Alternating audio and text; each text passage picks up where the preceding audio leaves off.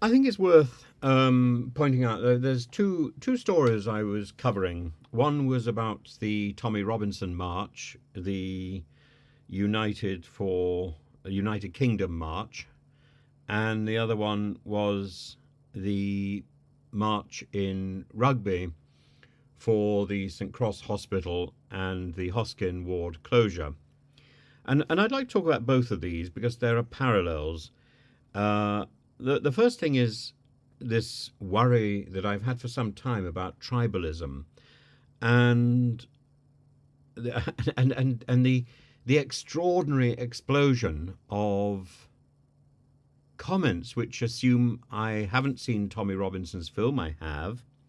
That I don't know who Tommy Robinson is. I do. That I don't have sympathy for Tommy Robinson. I do. I just think Tommy Robinson was foolish to come back and to um, poke the lion. I think he left the UK under a cloud, and it's not that surprising that he finds himself in jail now. Maybe on a technicality, but I think there are far more serious things at issue. The law is pursuing Tommy Robinson in what I think is, frankly, an aggressive manner, but it's been doing so for some time. And I don't think that by standing up on a street and organising marches, that is going to help the problem. That's number one. That's on Tommy's side. Number two, the people marching, uh, the people say, well, they're marching for their children's freedom. Actually, a lot of the slogans and the flag waving was confusing patriotism with nationalism, and there was an ugly side to that. As for the rival march, some of which was filmed by Maya Tusi, um, I know Maya anyway, and I like Maya. Uh, and he has captured something which I think is symptomatic of this sort of tribalism, where people, I don't know whether they think they're right. I don't know whether they think they're adding something to the debate by walking down the street saying Nazis scum off our streets. Shoot yourself like Adolf Hitler. Follow your leader. These extraordinary slogans. They're quite good slogans, really. But people have been arrested for the violence. And I think there's probably something illegal in encouraging people towards suicide. We're going to kill you. That is certainly threatening. And Maya was very lucky. He was very fortunate to have good security and to eventually have the support of the police. Where should Tommy go?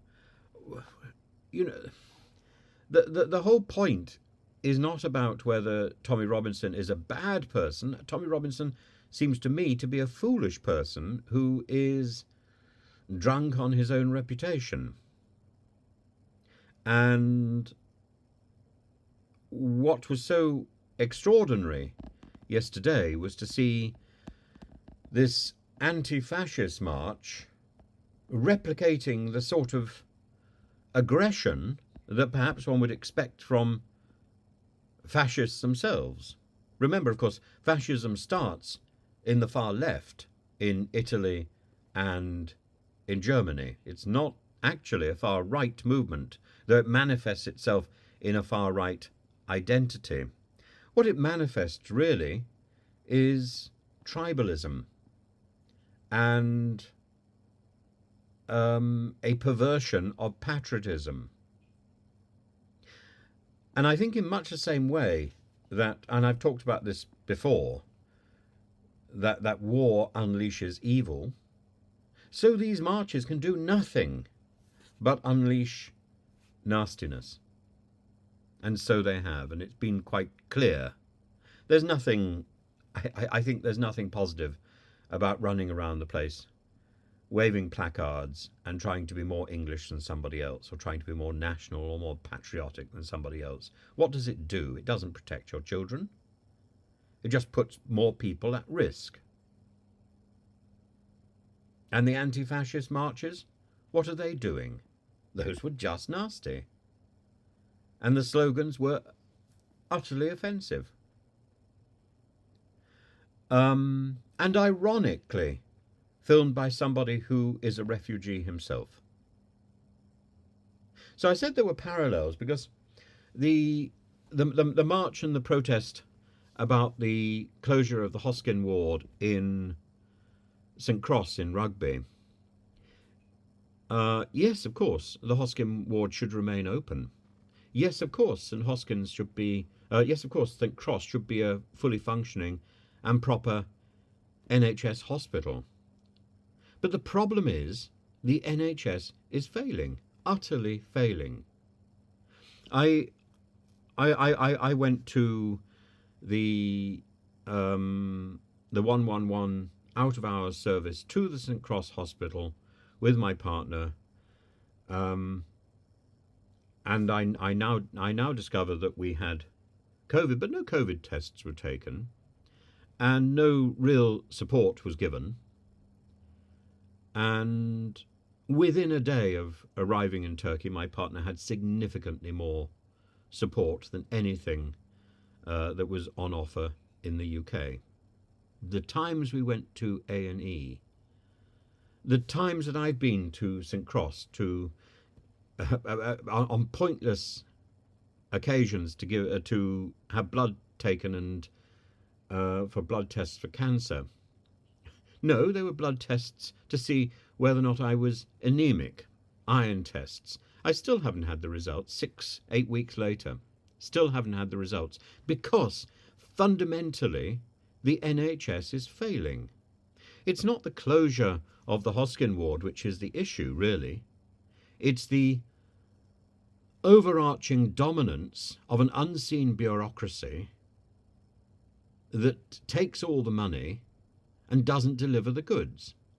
It doesn't do the work. It doesn't process the information.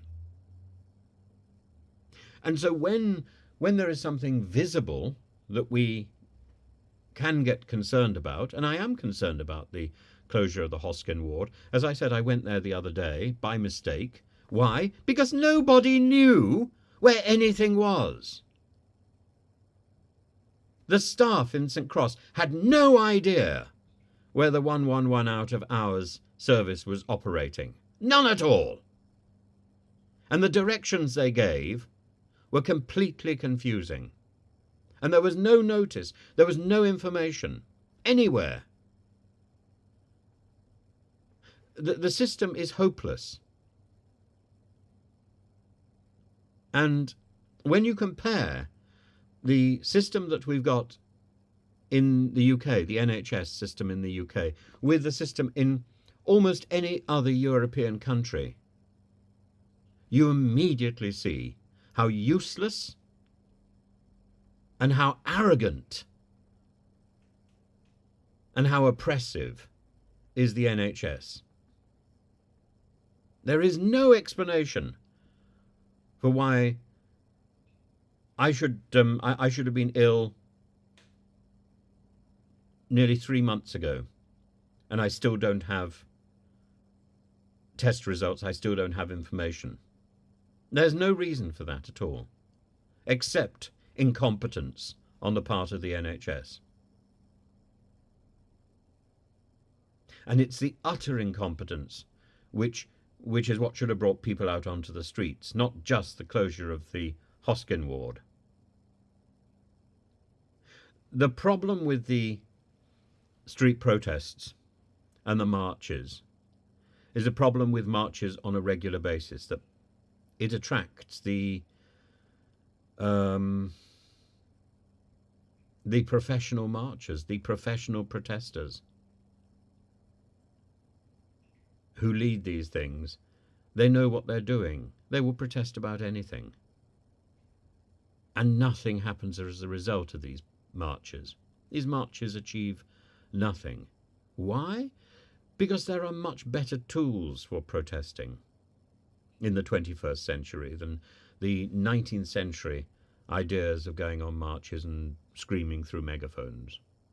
There are much better tools. And we need to use those tools to change the system and to make the system better. To make sure that our children are safe. To make sure that we don't get overrun by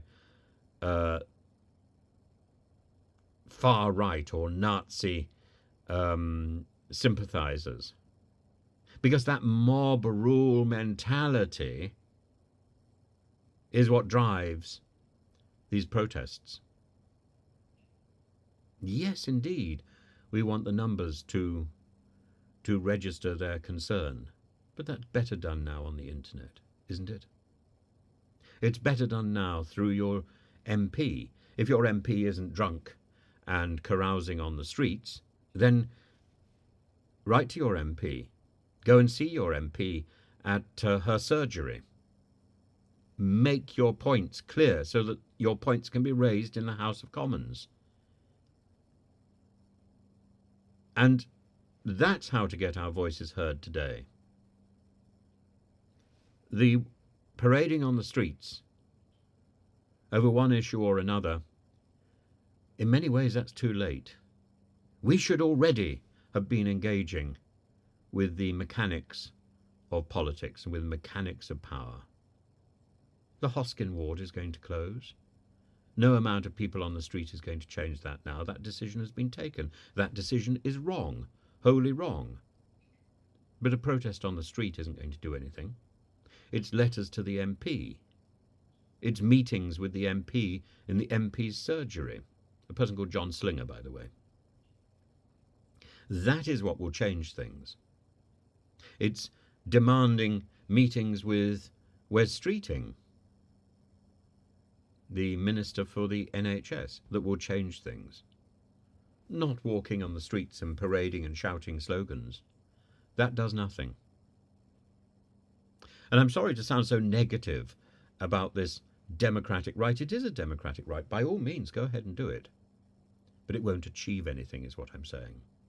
It doesn't achieve anything. All it does is seemingly bring out the nastiness of the tribalism that is being encouraged in our country at the moment. I really don't like it. And that tribalism which we saw over the summer, where people can be so easily misled and so easily jeered along, we need to find a better way to use our voice. Whether it's to stop aggression, whether it's to stop the closure of important parts of our hospital system, whether it's to keep the MP true to his or her word. Going out onto the street today is a pointless exercise. And all it does is demonstrate ill behaviour, and it's a beacon for nastiness. Not unlike the nastiness that inevitably arises from war. Somebody may be right, but within a short space of time, the evil of that occupation, war, takes over. You may be right when you go on to a march, but within a short time, the evil of that tribalism takes over. And so much police time is wasted protecting one side from the other, when that police time could be spent protecting our children. It's a simple message. I think we need to use the 21st century to use the technology of the 21st century to make protests more effective, more active, and less dangerous.